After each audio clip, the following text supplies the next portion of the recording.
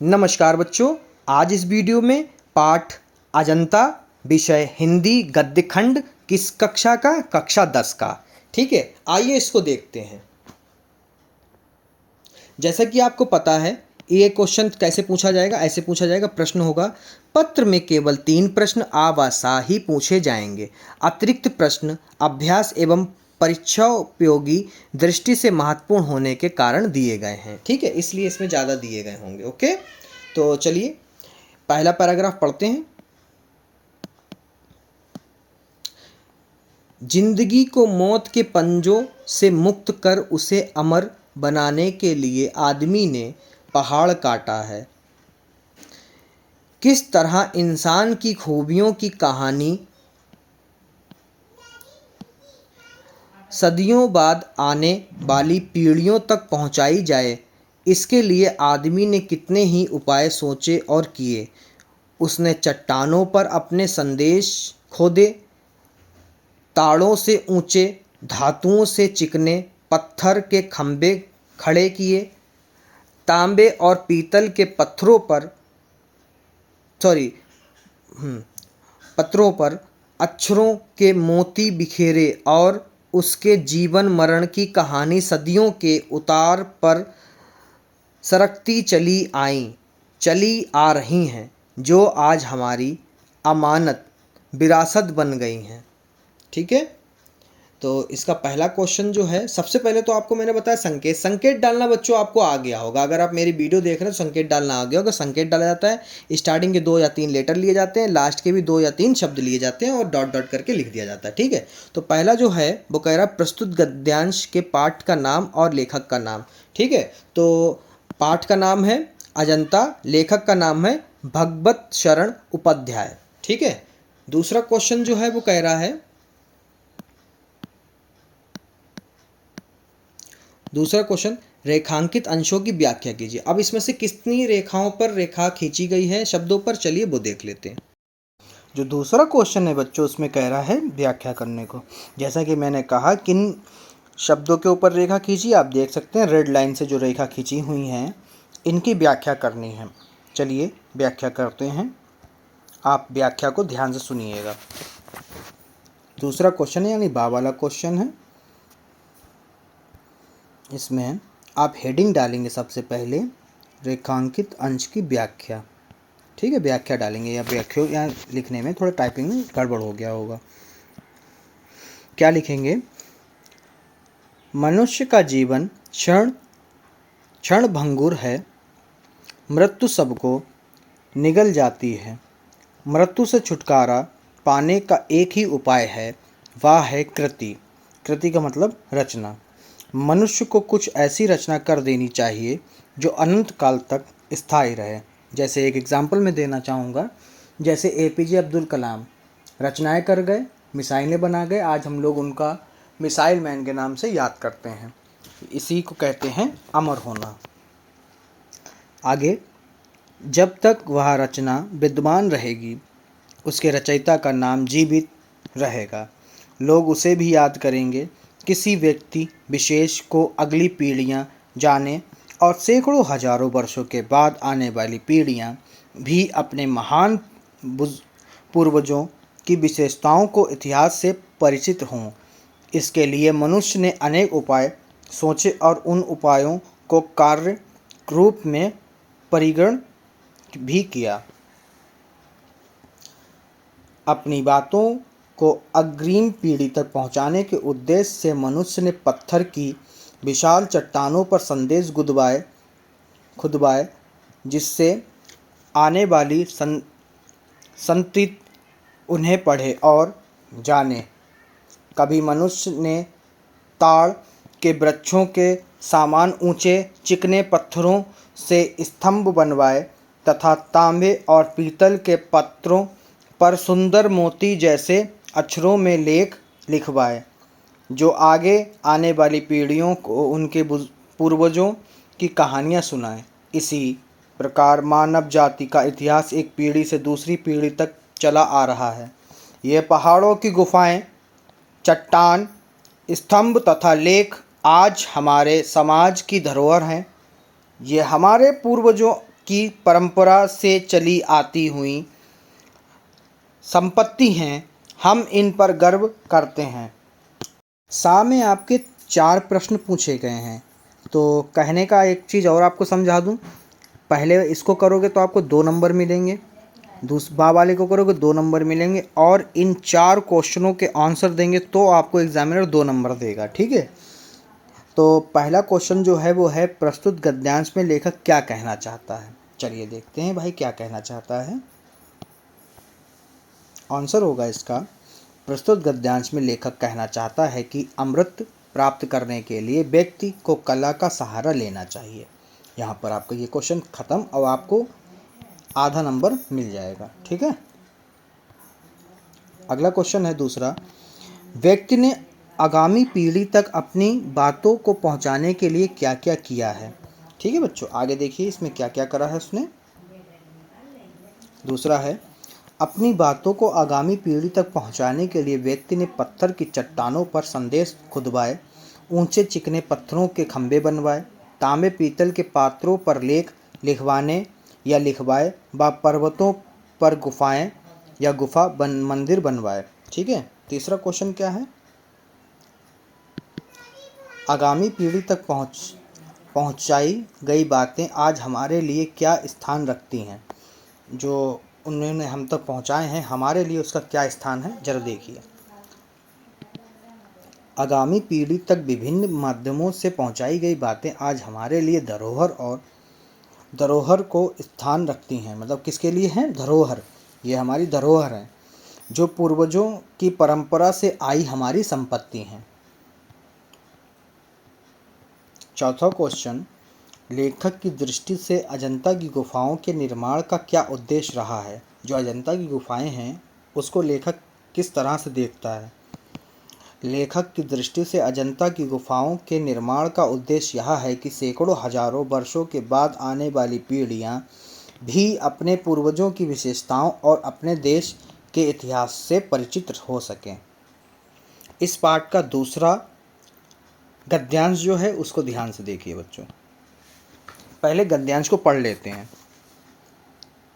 पहले पहाड़ काट कर उसे खोखला कर दिया गया, फिर उसमें सुंदर भवन बना लिए गए, जहाँ खंभों पर उमादी मूर्तें बिहास उठीं, भीतर की समूची दीवारें और छतें रगड़कर चिकनी कर ली गईं, और तब उनकी ज़मीन पर चित्रों की एक दुनिया ही बसा दी गई।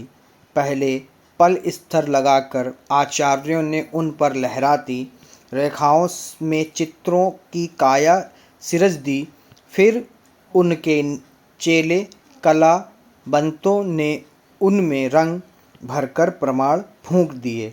ये फूंक है लिखा, फेंक नहीं, फूंक दिए। ठीक है। फिर तो दीवारें उमड़ उठीं, पहाड़ पुलकित हो उठे। क्या कह रहा, पहला क्वेश्चन कह रहा प्रस्तुत गद्यांश का संदर्भ, या फिर संदर्भ पूछेगा या फिर पूछेगा पाठ, या फिर पाठ का लेखक का नाम। तो संदर्भ बता देते हैं आपको। प्रस्तुत गद्यांश हमारी पाठ्य पुस्तक हिंदी के गद्य खंड से अजंता पाठ नामक पाठ लिया गया है।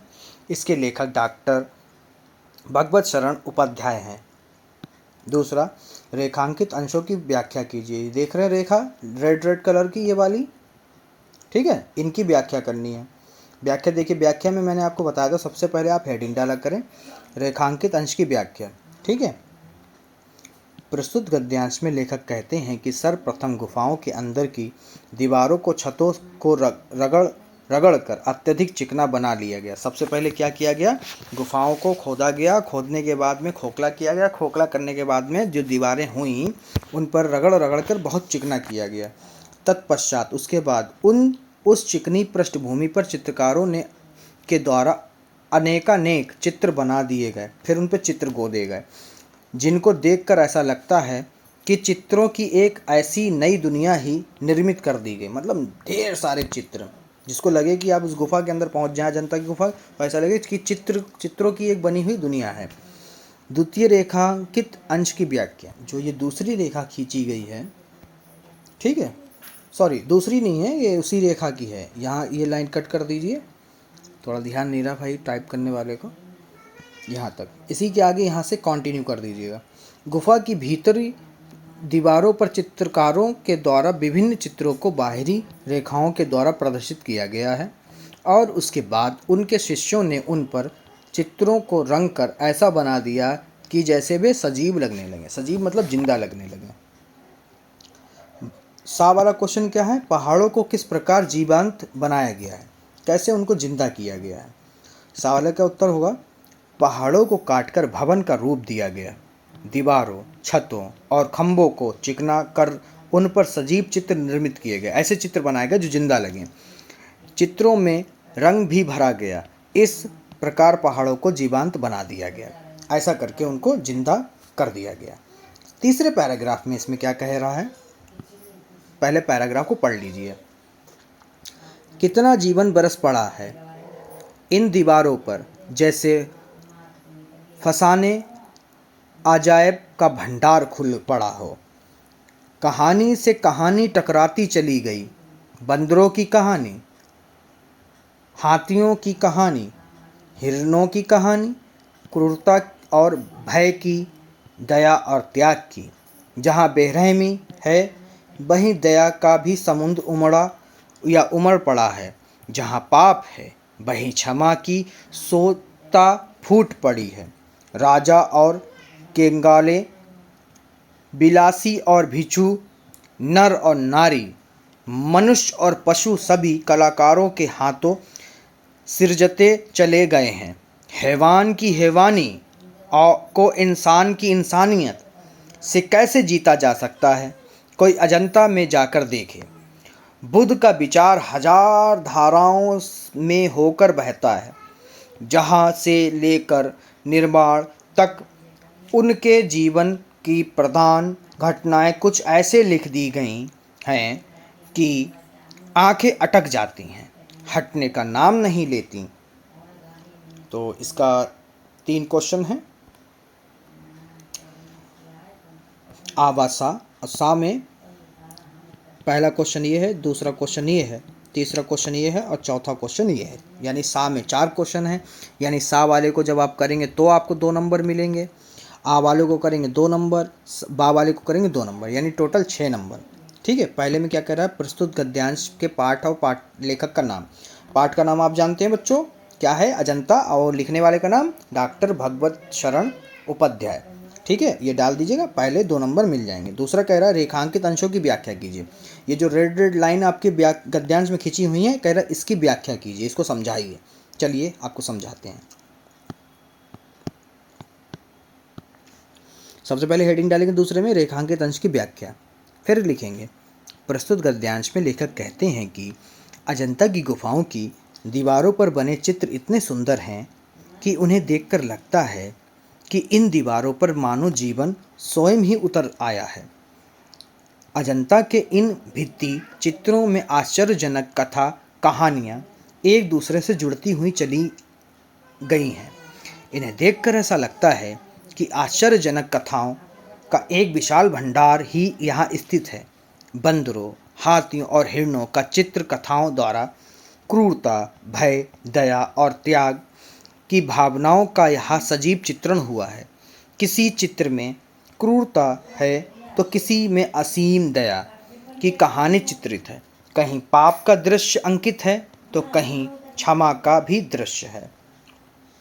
श्री भगवत शरण उपाध्याय जी का कहना है कि अजंता की गुफाओं में राजा हो या दरिद्र, बिलापी हो या फिर भिखारी, पुरुष हो या स्त्री, मनुष्य हो या पशु, कलाकारों ने इन सभी चित्रों में रंग रेखाओं के द्वारा जीवन भर दिया है और यह भाव व्यक्त किया है कि असाधु साधुना जयते, अर्थात दुष्ट को सजनात्मता यानी सज्जनता से जीतना चाहिए, क्योंकि मानवता के सामने हैवानियत नतमस्तक हो जाती है।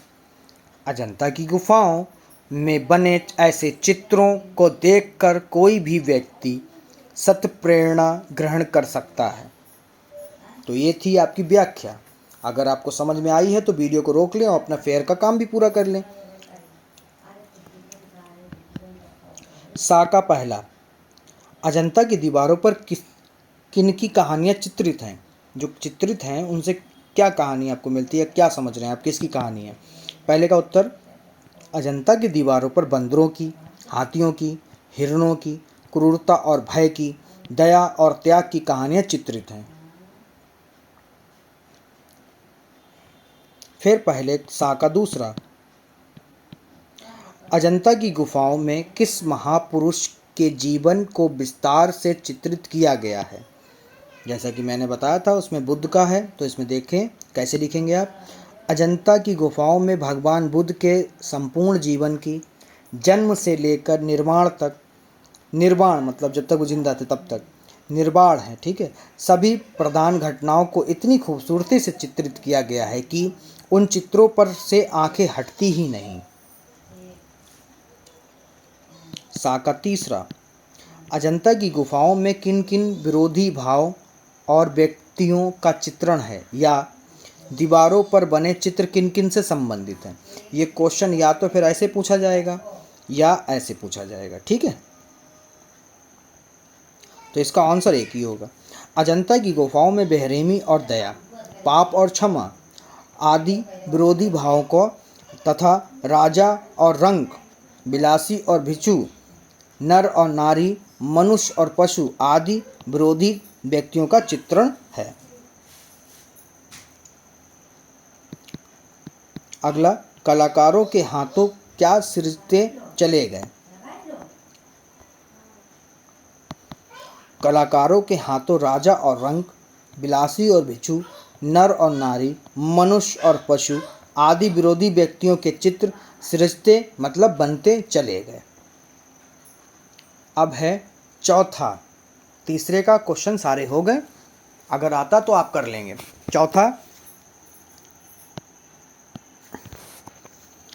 यहाँ हाथ में कमल लिए बुद्ध खड़े हैं, जैसे छवि छलकी पड़ती है, उभरे नैनों की ज्योत परस्ती जा रही है, और यहाँ यशोधरा हैं, वैसे ही कमल नाल धारण किए त्रिभंग में खड़ी, और यह दृश्य है महाभिनिष्क्रमण का। यशोधरा और राहुल निद्रा में खोए, गौतम दृढ़ निश्चय पर धड़कते हिये को संभालते, हिये मतलब हृदय, और यह नंद हैं, अपनी पत्नी सुंदरी का भेजा दौर पर आए, बिना भिक्षा के लौटे भाई बुद्ध को जो लौटाने आया था और जिसे भिक्षु बन जाना पड़ा था, बार बार वह भागने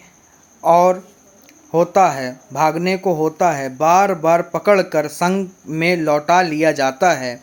उधर वहाँ यशोधरा हैं बालक राहुल के साथ। इस गद्यांश में बच्चों ये बताने की कोशिश की जा रही है, जब भगवान बुद्ध ज्ञान की प्राप्ति कर अपने राज्य यानी अपने महल की तरफ आते हैं, तब की घटना यहाँ पर बताने की कोशिश लेखक कर रहा है, ठीक है। तो ये भी वहाँ पर है, तो बहुत भावुकता भरी गद्यांश है, थोड़ा ध्यान से देखिएगा, क्योंकि इस कहानी को मैंने कई जगह से पढ़ा है, बहुत भावुकता है। प्रस्तुत गद्यांश के पाठ और लेखक का नाम आपको पता है। पाठ है अजंता, लेखक का नाम है डॉक्टर भगवत शरण उपाध्याय। रेखांकित अंशों की व्याख्या, तो जितनी रेखा खींची गई उतना ही सिर्फ आपसे पूछा गया है।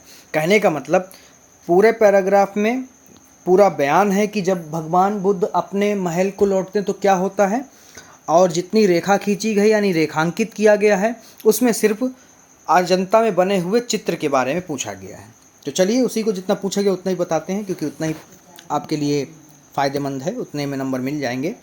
रेखांकित अंश की व्याख्या, प्रस्तुत गद्यांश में लेखक भगवान बुद्ध के घर त्यागते समय के अजंता के चित्रों का वर्णन करते हुए कहते हैं, जब ये निकल लें तब का बयान है कि एक तरफ हाथ में कमल पकड़े हुए भगवान बुद्ध खड़े हैं, जिनका सौंदर्य संपूर्ण छलक कर बिखरता प्रतीत हो रहा है और उनकी आंखों का प्रकाश सर्वत्र फैल रहा है।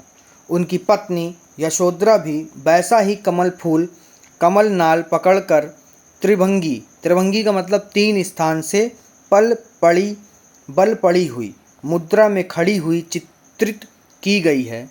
यह चित्र बड़ा ही जीवांत लग रहा है। जीवांत का मतलब जीवित लग रहा है। गृह त्याग के पश्चात भिक्षा मांगने के एक चित्र का वर्णन करते हुए कहते हैं, जब उन्होंने त्याग दिया है, अब वो भिक्षा मांगने के लिए किसी व्यक्ति के दौर पर जाते हैं, तब का यहाँ पर बयान भी है। यही मैं बता रहा था उस वक्त जब पढ़ रहा था कि एक चित्र में गौतम बुद्ध के साथ उनका भाई नंद है, जो अपनी पत्नी सुंदरी के द्वारा भेजा गया है गौतम बुद्ध को वापस लौटा लाने के लिए। सुंदरी ने भिक्षा मांगने आए गौतम बुद्ध को बिना भिक्षा दिए दौर से ही वापस कर दिया था, लेकिन नंद बुद्ध को वापस तो नहीं लौटा पाता, परंतु वरन उनके उपदेशों से प्रभावित होकर स्वयं भिक्षुक बन जाता है। कहने का तात्पर्य, जब उसकी पत्नी बुद्ध मतलब नंद जो हैं बुद्ध के भाई हैं, और बुद्ध जब भीख मांगने अपनी भाभी के यहाँ जाते हैं तो भाभी उनको खाली हाथ लौटा देती हैं, और जब भाई को खाली हाथ जाते उसका भाई देखता है, नंद देखता है बुद्ध को जाते हुए, तो नंद भाई के पास जाता है और उनके उपदेश सुनता है, और उनके उपदेश उनको इतने प्रभावित आकर्षित करते हैं कि नंद भी भिक्षुक बन जाता है और अपने भाई के साथ चला जाता है। सा का पहला वाला क्वेश्चन, ठीक है, 2 क्वेश्चन हैं, पहला और ये दूसरा। प्रस्तुत गद्यांश में क्या वर्णित किया गया है? ये तो एक इस तरह से पूछा जाए, यही क्वेश्चन एक और तरीके से पूछा जाता है, प्रस्तुत गद्यांश में कहाँ के दृश्यों का चित्रण किया गया है। चलिए इसको पढ़ते हैं, इसके आंसर को। प्रस्तुत गद्यांश में अजंता की गुफाओं में चित्रित भगवान बुद्ध महाभिनिष्कर्षण गृह त्याग के दृश्य का चित्रण रूप में अत्यधिक भावनात्मक और विस्तृत वर्णन किया गया है। दूसरा क्वेश्चन, महाभिनिष्करण क्या है, इसके दृश्य का विस्तरण वर्णन कीजिए।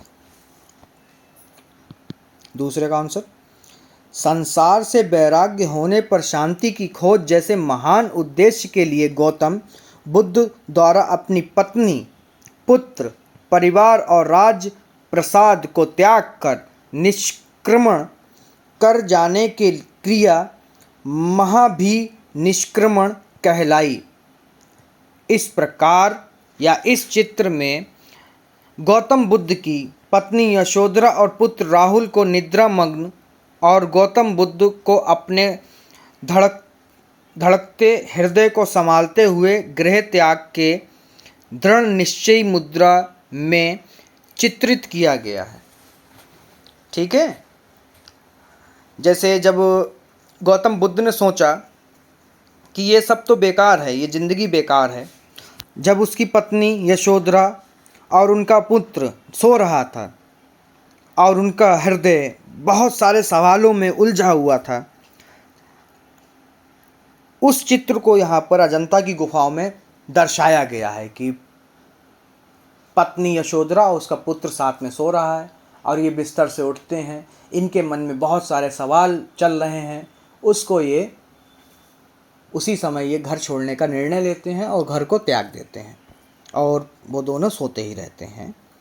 अगला है पैराग्राफ, पहले इस पैराग्राफ को पढ़ लेते हैं। अजंता संसार की चित्रकलाओं में अपनी अद्वितीय स्थान रखता है, पूरी दुनिया में दूसरा स्थान रखता है चित्रकलाओं के मामले में। इतने प्राचीन काल के इतने सजीव, इतने गतिमान, इतने बहुसंख्य कथा प्राण चित्र कहीं नहीं बने। अजंता के चित्रों ने देश विदेश सर्वत्र की चित्रकला को प्रभावित किया। उसका प्रभाव पूर्व के देशों की कला पर तो पड़ा ही, मध्य पश्चिमी एशिया भी उसके कल्याणकर प्रभाव से वंचित ना रह सका। पहले का जवाब देना है। कह रहा है प्रस्तुत गद्यांश के पाठ और लेखक का नाम। पाठ का नाम है आपका अजंता, लेखक का नाम है डॉक्टर भगवत शरण उपाध्याय। रेखांकित अंश की व्याख्या करनी, जितने पर रेड लाइन खींची है उतने की हमें सिर्फ व्याख्या करनी। चलिए देखते हैं। हेडिंग डालेंगे रेखांकित अंश की व्याख्या। ठीक है।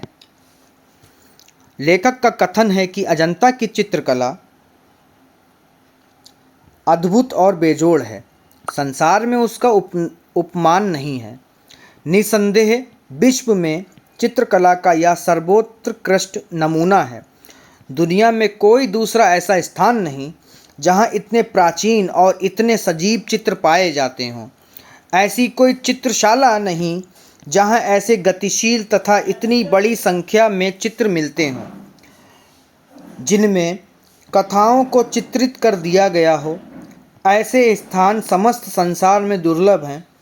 इसलिए देश और विदेश की चित्रकलाओं पर अजंता की चित्रकला का विशेष प्रभाव पड़ा।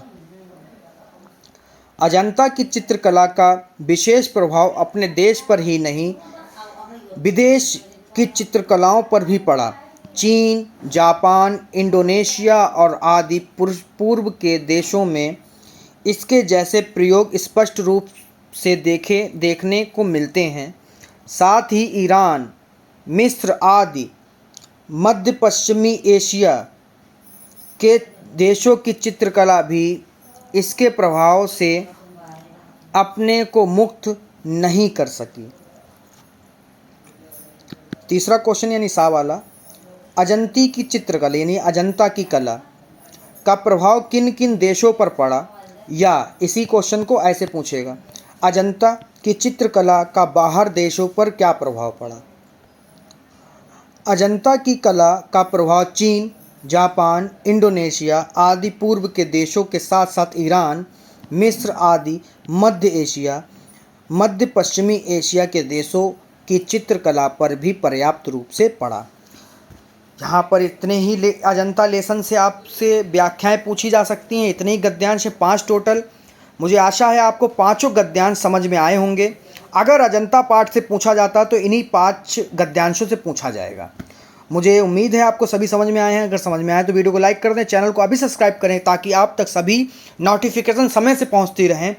और अगर आपको और भी पाठों की अपने कक्षा 10 हिंदी गद्य खंड के और भी पाठों की व्याख्याओं को समझना है तो आप मेरे चैनल की अभी प्लेलिस्ट पर जाइए और प्लेलिस्ट कक्षा 10 हिंदी गद्य खंड व्याख्या को ओपन करिए। सभी पाठों के क्रमशः आपको सभी पाठों की वीडियो मिल जाएंगी। मुझे उम्मीद है वे वीडियो भी आपको इसी वीडियो की तरह पसंद आएंगी। आशा करता हूँ सभी वीडियो पसंद आए। और नमस्कार, सत श्री अकाल, अस्सलाम वालेकुम, आदाबार और राम राम के साथ में यहाँ से हम आपके विदा लेते हैं।